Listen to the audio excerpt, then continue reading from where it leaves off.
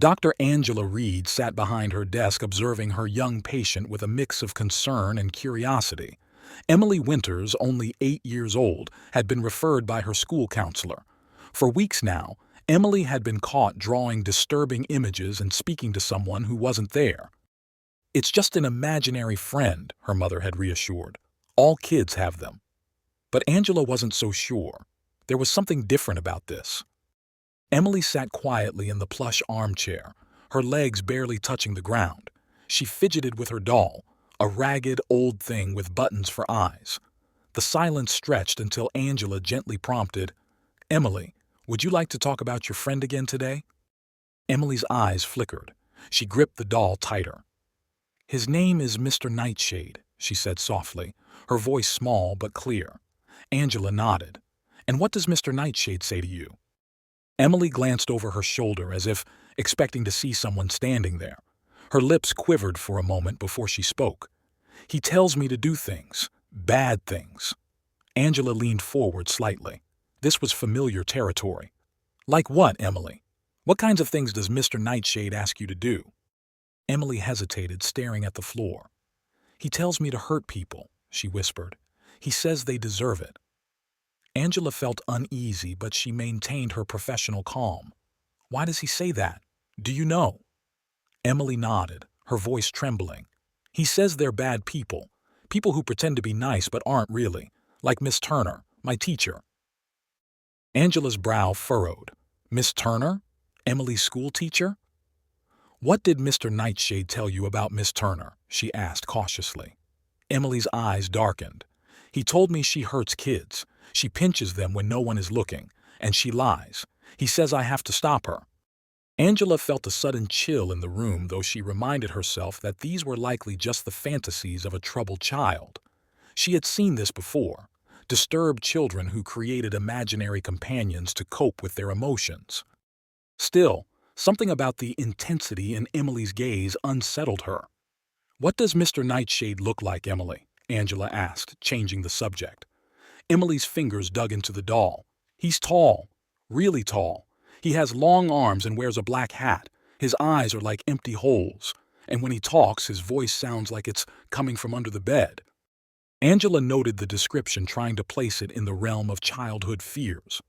Monsters under the bed, shadows in the closet, common themes. But the level of detail was unnerving. "Emily," Angela said, choosing her words carefully, "you know that Mr. Nightshade isn't real, right? He's just a part of your imagination." Emily's face twisted into a look of defiance. "He is real. He's here." Angela's face turned pale. She glanced around the room, feeling suddenly uncomfortable.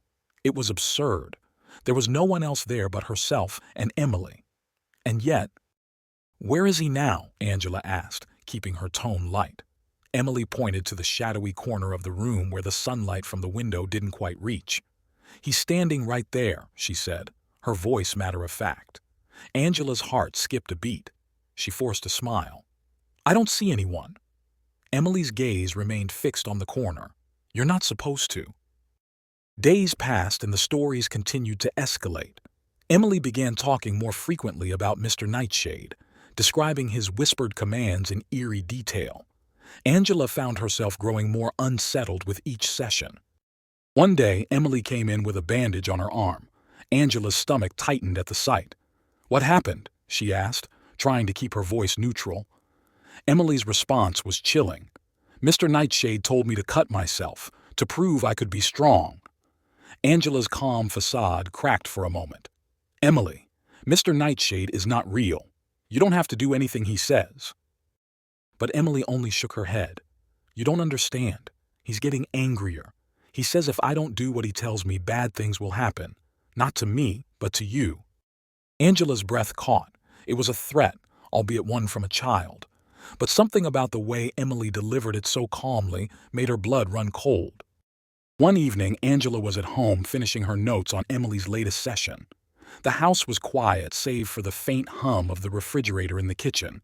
She had just turned off her laptop when the lights flickered. She froze, staring at the darkened corner of her living room. Something moved. Her heart pounded in her chest as she tried to rationalize what she was seeing. "Shadows," she told herself. It's just shadows.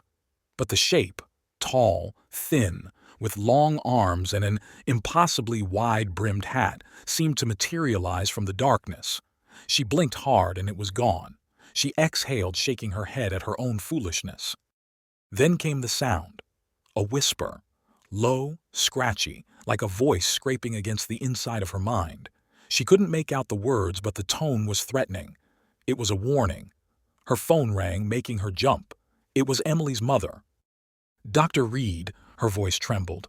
I don't know how to say this, but something's happened. Emily's school, her teacher, Miss Turner, she's dead. They found her in her classroom this evening. It looks like an accident, but—" Angela's hand tightened around the phone, her heart racing. "But what?" she asked, barely able to form the words. "They found a message written on the chalkboard, in Emily's handwriting." Angela fell silent, fear rushing through her body. "What did it say?" she whispered. There was a pause, and then Emily's mother's voice came through the phone, hollow and terrified. "It said Mr. Nightshade was here." That night Angela didn't sleep. Every creak of the floorboards, every flicker of the lights, every shadow that stretched too far felt like a threat, and somewhere in the back of her mind she heard a whisper, a promise. She was next.